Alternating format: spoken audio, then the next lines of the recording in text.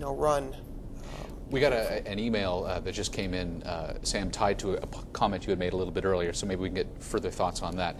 David writing in, would it be fair to say the popularity of Twitter and social media is inversely connected by the collapse of faith and large cutbacks of the traditional media? I don't know if I'm answering this. I think I understand the question, but and I think it ties in something you were saying, how what you do on television.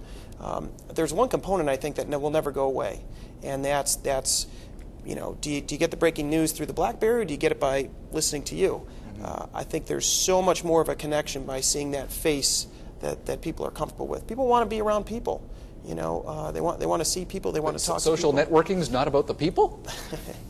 Well, go ahead. Well, I went through this. A financial advisor told me about Twitter and how he was no longer reading the newspaper. He was getting all this series of tweets in the morning. That's how he got up the news.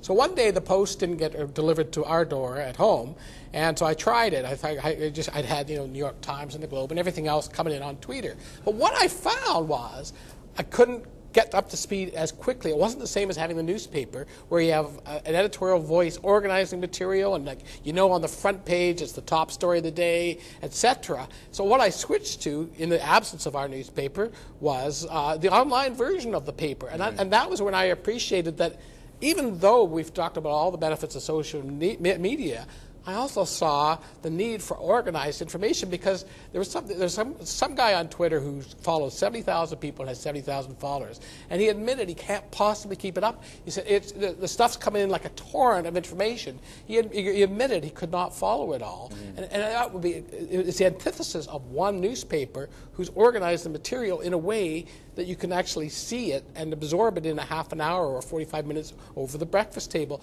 So what that tells me is the traditional media have a place, especially editors and packagers and columnists, and they're going to work together to embrace this. Somebody said that maybe the New York Times should buy Twitter. Probably some huge transaction like that is what we're going to start to see.